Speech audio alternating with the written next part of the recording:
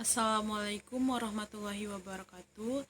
Pertama-tama, marilah kita panjatkan puji syukur kehadiran Allah Subhanahu wa Ta'ala, yang mana pada kesempatan kali ini kita masih diberikan nikmat kesehatan, sehingga kita bisa berkuliah walaupun dalam keadaan online seperti saat ini.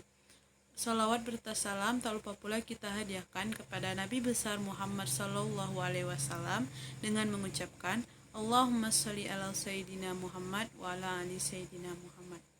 Baiklah, pada pertemuan kita saat ini kami dari kelompok 7 yang beranggotakan Elsa Suci Ramanda, Noviva Syahrial, dan Tri Lestari Agus Murianti. Baiklah, di sini kami akan memberikan materi mengenai variabilitas, di mana pada variabilitas ini kami akan membahas beberapa materi, yaitu yang pertama mengenai faktor-faktor yang dapat menyebabkan keanekaragaman individu. Yang kedua ada variasi fenotipik dan genotipik. Yang ketiga ada variasi genotipik sebagai bahan dasar evolusi. Yang keempat materi mengenai timbulnya variasi genotipik. Yang kelima, jenis-jenis mutasi, ada substitusi, rekombinasi, inversi, dan delesi. Selanjutnya ada akibat mutasi terhadap organisme. Dan materi yang terakhir yaitu keterkaitan terjadinya keanekaragaman dan mutasi. Baiklah, materi yang pertama yaitu mengenai faktor-faktor yang dapat menyebabkan keanekaragaman individu yang akan saya sampaikan sendiri.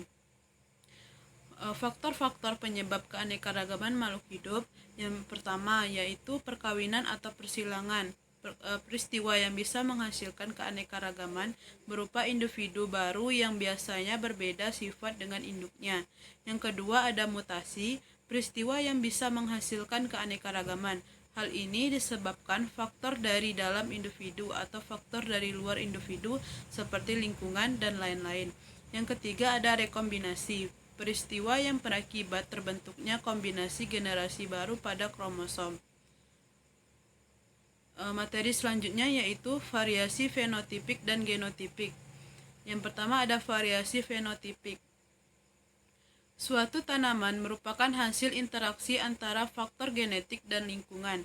Interaksi genotip dengan lingkungan akan saling mempengaruhi dan diekspresikan melalui penampilan fenotipik yang berbeda.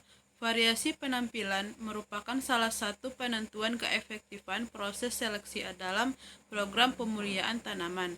Variasi fenotipik yang luas merupakan syarat berlangsungnya program seleksi yang efektif karena akan memberikan keleluasaan dalam proses pemilihan suatu genotip. Variasi yang luas juga memberikan peluang yang lebih besar diperoleh karakter-karakter yang diinginkan. Dalam suatu populasi, karakter yang sempit menunjukkan bahwa genotip-genotip di dalam populasi cenderung homogen. Akibatnya, proses seleksi terhadap sejumlah genotip atau karakter tidak akan berjalan efektif. Luas dan sempitnya variasi penampilan suatu populasi tanaman dapat dilihat dari nilai fenotipiknya. Dalam program pemuliaan tanaman diperlukan informasi tentang nilai fenotipik suatu tanaman. Ekspresi penampilan suatu karakter tanaman sangat dipengaruhi oleh faktor lingkungan dan genetik. Faktor genetik akan optimum bila didorong oleh lingkungan yang optimum pula. Penampilan suatu tanaman diperlukan untuk menduga suatu genotip yang berpenampilan baik atau unggul di suatu lokasi. Variabilitas genetik yang tinggi sangat diperlukan untuk perbaikan sifat-sifat tanaman. Secara konvensional, peningkatan variabilitas genetik dilakukan dengan memanfaatkan berbagai bahan genetik yang tersedia di alam dan selanjutnya dilakukan persilangan secara konvensional. Menurut Simon, tahun 1979, penampilan fenotipik tanaman akan berbeda dari suatu populasi tanaman sebagai akibat adanya perbedaan tingkat variasi genetik, lingkungan, dan interaksi genetik dan lingkungan. Materi selanjutnya itu mengenai variasi genotipik, di mana gen memiliki komposisi yang tepat serta tidak dipengaruhi oleh lingkungan. Komposisi gen tidak dipengaruhi oleh adanya latihan tubuh setiap hari dan lain-lain. Oleh sebab itu, dapat ditegaskan bahwa variasi yang menyebabkan terjadinya keanekaragaman adalah variasi genetik. Variasi genetik timbul akibat mutasi dan rekombinasi. Variasi genetik adalah variasi akibat hasil meiosis dan rekombinasi pada fertilisasi organisme. Variasi genetik merupakan faktor yang sangat penting dalam terjadinya evolusi, karena semua sifat yang ada pada makhluk hidup merupakan ekspresi dari variasi genetis. Variasi genetik berperan penting untuk mempelajari kekerabatan antara individu atau dua populasi dalam satu spesies. Dan dialah yang menjadikan kebun-kebun yang berjunjung dan yang tidak berjunjung, pohon kurma, tanaman-tanaman yang bermacam-macam buahnya, zaitun dan delima yang serupa atau bentuk dan warnanya dan tidak sama rasanya. Makanlah dari buahnya yang bermacam-macam itu bila dia berbuah, dan tunaikanlah haknya di hari memetik hasilnya dengan disedekahkan kepada fakir miskin. Dan janganlah kamu berlebih-lebihan, sesungguhnya Allah tidak menyukai orang-orang yang berlebih-lebihan. Hikmah yang dapat kita petik adalah bahwasannya segala variasi yang muncul pada makhluk hidup atau fenotip sudah diatur oleh materi genetik. Sudah selayaknya kita terus mempelajari suatu ilmu dengan tekun dalam mengambil hikmah suatu pelajaran. Materi selanjutnya yaitu variasi genotipik sebagai bahan dasar evolusi, di mana variasi genetik dalam populasi yang merupakan gambar dari adanya perbedaan respon individu-individu terhadap lingkungan adalah dasar dari perubahan adaptif.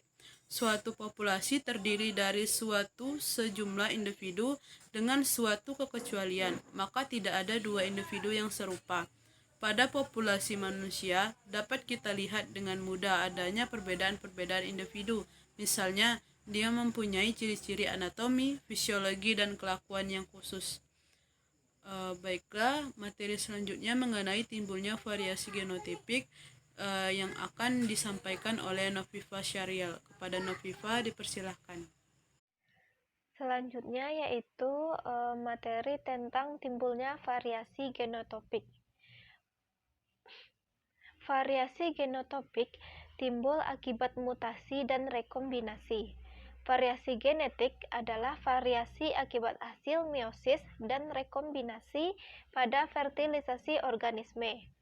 Variasi genotip merupakan faktor penting terjadinya evolusi, sebab semua sifat yang ada pada makhluk hidup adalah ekspresi dari variasi genetik.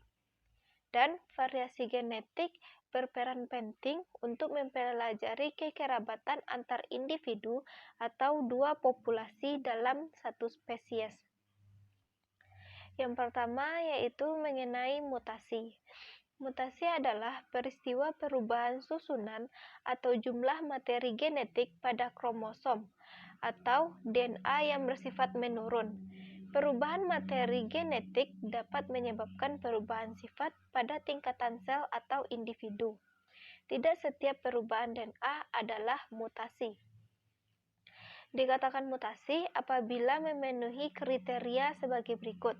Yang pertama, adanya perubahan materi genetik atau DNA. Yang kedua, perubahan tersebut bersifat dapat atau tidak diperbaiki. Yang ketiga, hasil perubahan tersebut diwariskan secara genetik pada keturunannya.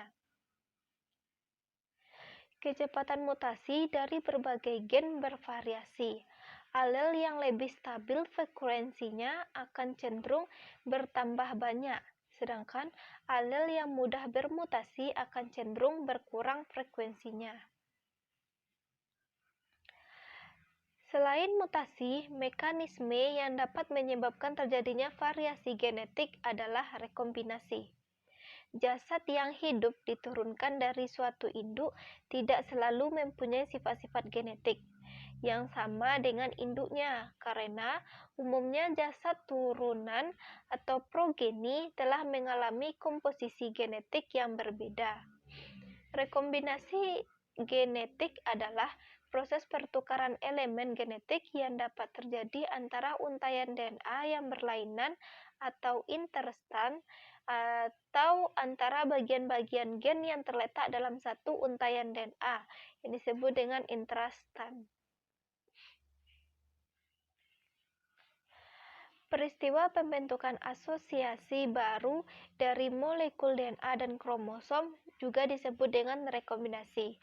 Rekombinasi terjadi melalui peristiwa pindah silang materi genetik dari satu tapak ke tapak lainnya dan menghasilkan kombinasi baru. Perubahan susunan gen pada reproduksi seksual terjadi melalui peristiwa pindah silang dan pemisahan bebas pada saat meiosis. Banyak ahli mengatakan bahwa pindah silang penting dalam proses evolusi. Komposisi gen hasil rekombinasi diwariskan pada keturunannya melalui proses reproduksi seksual. Ini merupakan hubungan antara rekombinasi dan mutasi. Hubungan antara rekombinasi dan mutasi. Rekombinasi dan mutasi sebenarnya tidak saling terkait. Meskipun demikian, kedua peristiwa tersebut sama-sama menimbulkan perubahan genetik yang akhirnya menimbulkan variasi. Materi yang selanjutnya yaitu mengenai jenis-jenis mutasi yang terdiri dari substitusi, rekombinasi, inversi, dan delesi. Yang pertama yaitu tentang substitusi.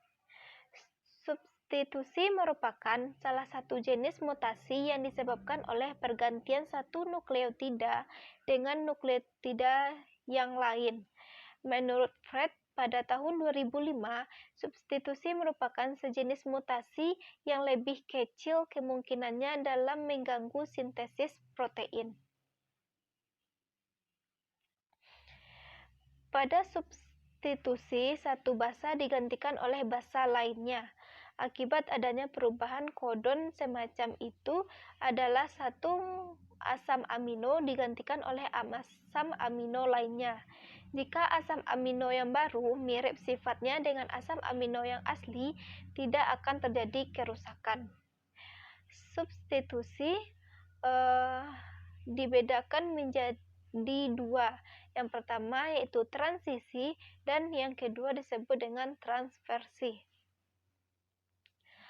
Transisi adalah perubahan antara adenin dan guanin, yaitu purin, atau antara simin dan timin, yaitu pirimidin.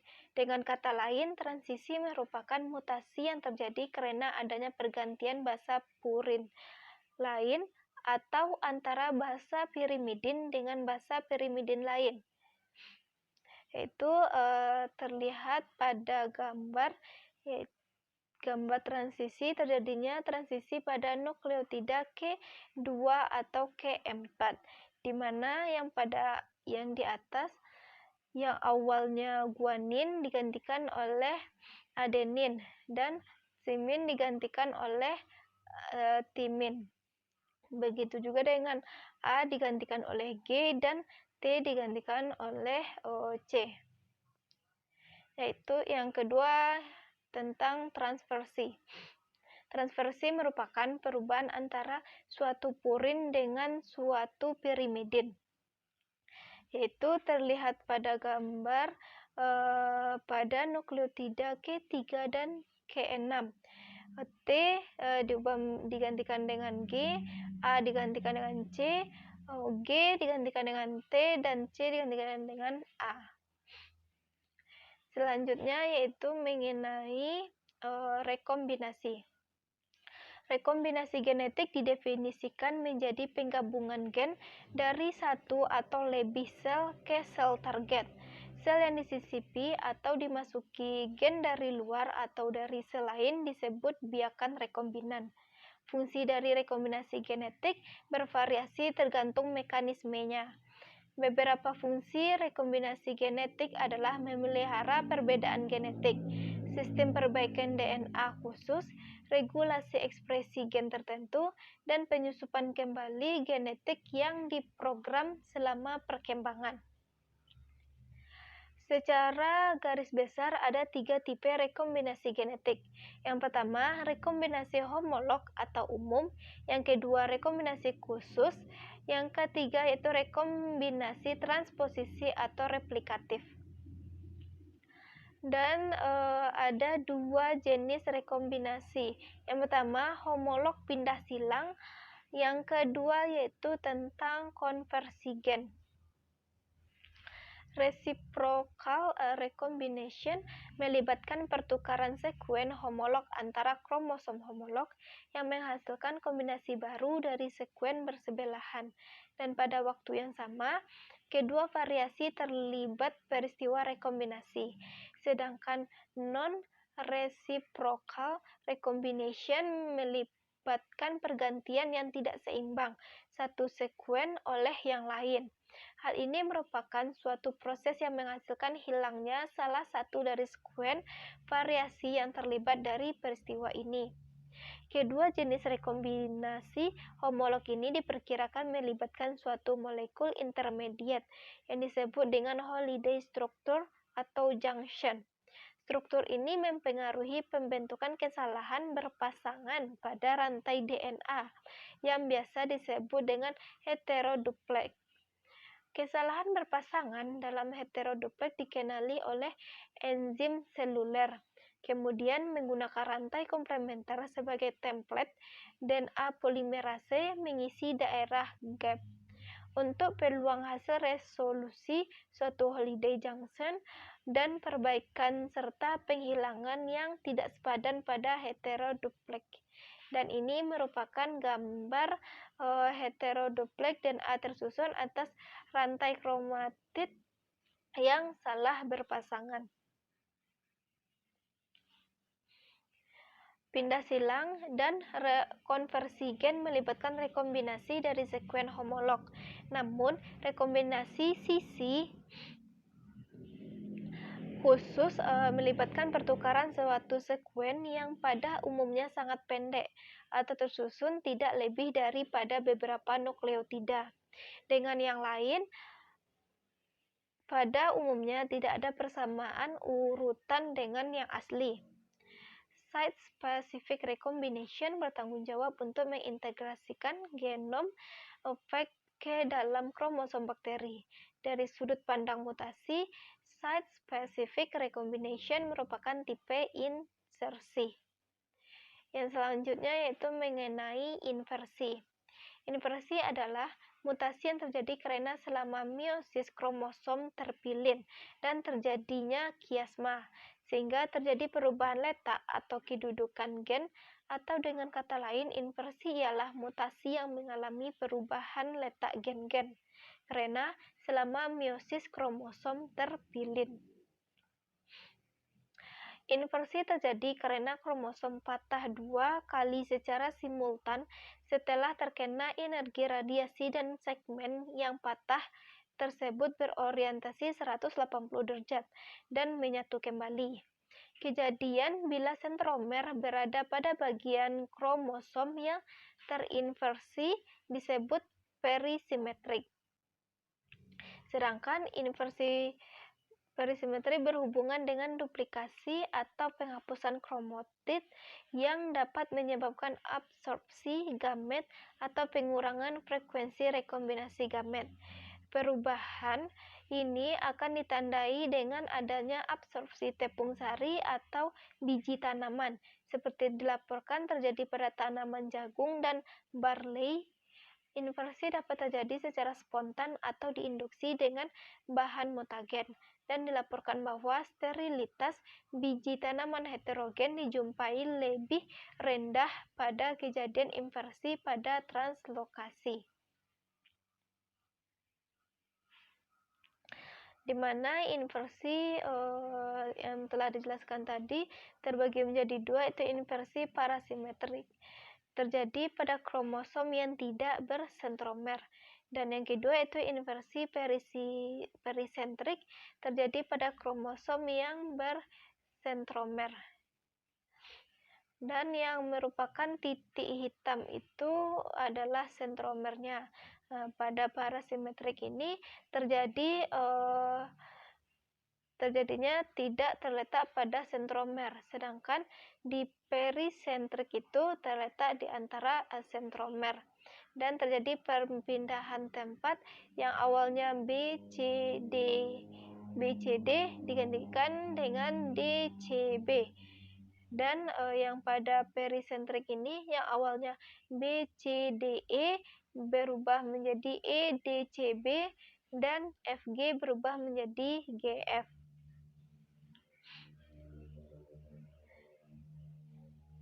Selanjutnya yaitu tentang delesi. Delesi adalah mutasi karena kekurangan segmen kromosom. Hal ini terjadi karena sebagian segmen kromosom lenyap, sehingga kromosom kekurangan segmen.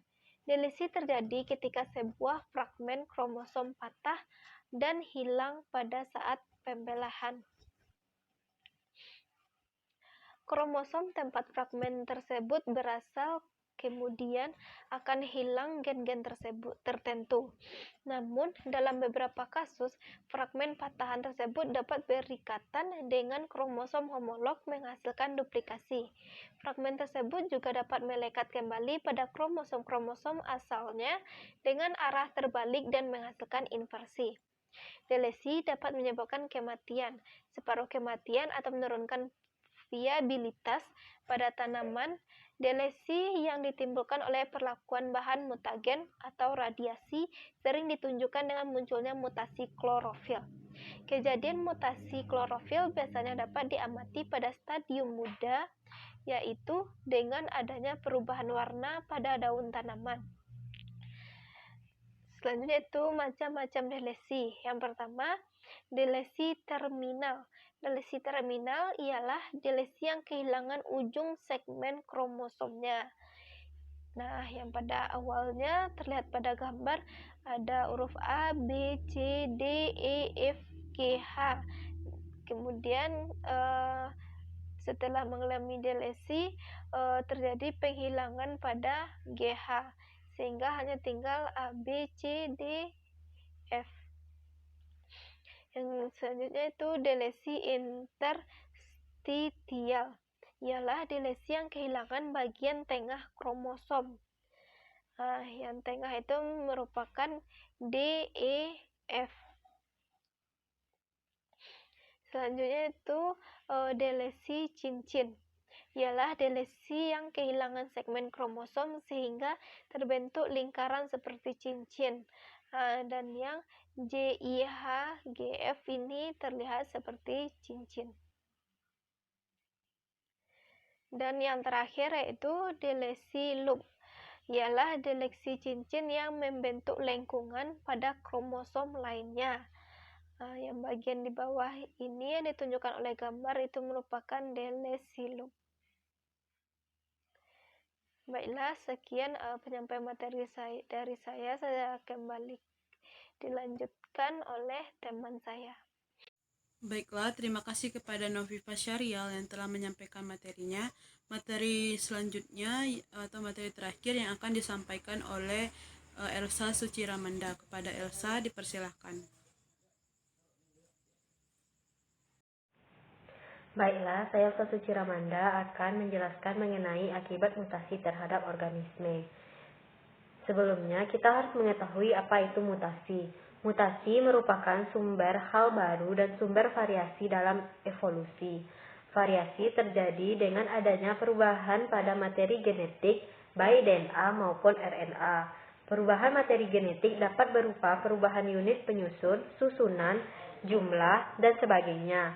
Perubahan tersebut dapat berlangsung setiap saat. Pada waktu terdapat perubahan yang memungkinkan mutasi terjadi. Mutasi sendiri bisa terjadi pada sel somatik dan sel germinal, tetapi pada sel somatik tidak bisa diturunkan kepada keturunannya, sedangkan pada sel germinal bisa diturunkan kepada keturunannya, sehingga sel germinal yang berfungsi dalam atau sebagai dasar penting dari evolusi, karena bisa diturunkan kepada keturunannya. Ditinjau dari kepentingan manusia, mutasi buatan dapat dilakukan untuk menghasilkan mutan yang lebih berguna atau lebih menguntungkan dari keadaan individu sebelumnya. Misalnya, dalam proses pembuatan bibit unggul suatu tanaman, hal itu akan mendukung perkembangan rekayasa genetika dalam bioteknologi. Akibat yang ditimbulkan oleh terjadinya mutasi bermacam-macam. Jika mutasi terjadi pada sel soma atau sel vegetatif, dapat menimbulkan terjadinya kanker. Sedangkan jika terjadi pada sel generatif, dapat menimbulkan mutasi. Bila mutasi terjadi pada sel soma dari janin, maka dapat menyebabkan teratogen atau cacat sejak lahir. Dan beberapa mutasi dapat menyebabkan letal atau kematian. Mutasi yang menyebabkan kematian adalah usaha untuk menjaga keseimbangan genetika dalam suatu populasi. Bila mutasi berjalan terus-menerus dari generasi ke generasi, maka pada suatu saat akan muncul keturunan atau turunan baru yang sifatnya berbeda dengan moyangnya, sehingga terjadilah peristiwa evolusi. Beberapa akibat mutasi dan hubungannya dengan variabilitas dijelaskan sebagai berikut. Yang pertama, struktur DNA yang mengalami mutasi tidak selalu menyebabkan perubahan produk protein. Yang kedua, struktur DNA yang mengalami mutasi mengubah produk protein, namun tidak mengubah fungsi protein tersebut pada organisme. Yang ketiga, struktur DNA yang mengalami mutasi mengubah produk dan fungsi protein yang dihasilkan sehingga memberikan pengaruh yang besar terhadap individu. Yang keempat, mutasi yang bersifat fatal sehingga organisme tersebut mati. Jadi, tidak terlihat efeknya pada jangka panjang. Yang kelima, mutasi yang menguntungkan. Misalnya, mutan ayam broiler dan sapi pedaging menguntungkan dari sudut pandang manusia. Tetapi bagi hewan tersebut belum tentu demikian. Karena hewan tersebut lebih lemah, pergerakannya lambat dan sebagainya, yang menyebabkan hewan mutan menjadi lebih mudah dimangsa oleh predatornya jika dihidup lepaskan di alam bebas. Sebagaimana firman Allah dalam surat Al-An'am ayat 99, yang artinya, dan dialah yang menurunkan air hujan dari langit, lalu kami tumbuhkan dengan air itu segala macam tumbuh-tumbuhan dan tanaman yang menghijau. Kami keluarkan dari tanaman yang menghijau itu butir yang banyak, dan dari mayang korma mengurai tangkai-tangkai yang menjulai dan kebun-kebun anggur, dan kami keluarkan pula zaitun dan delima yang serupa dan tidak serupa. Perhatikanlah pohonnya berbuah dan perhatikan pula lah kematangannya. Sesungguhnya pada yang demikian itu ada tanda-tanda kekuasaan Allah bagi orang-orang yang beriman. Dari ayat di atas dapat kita petik hikmah bahwa segala sesuatu yang terdapat di bumi ini ada pelajarannya di dalamnya. Termasuk bagaimana Allah tampakkan kekuasaannya melalui ciptaannya yang bervariasi agar dapat kita manfaatkan dan mempelajarinya. Baiklah, sekian yang bisa saya sampaikan. Saya kembalikan kepada moderator. Baiklah, terima kasih kepada Elsa Suci Ramanda yang telah menyampaikan materi terakhir. Baiklah, mungkin hanya sekian yang dapat kami sampaikan. Selanjutnya mengenai kritik, saran, dan tambahan beserta pertanyaan, teman-teman bisa mencantumkannya ke e-learning dan forum yang sudah kami buat. Baiklah, terima kasih atas perhatiannya. Kami minta maaf apabila ada kesalahan. Wabillahi taufiq wal hidayah. Wassalamualaikum warahmatullahi wabarakatuh.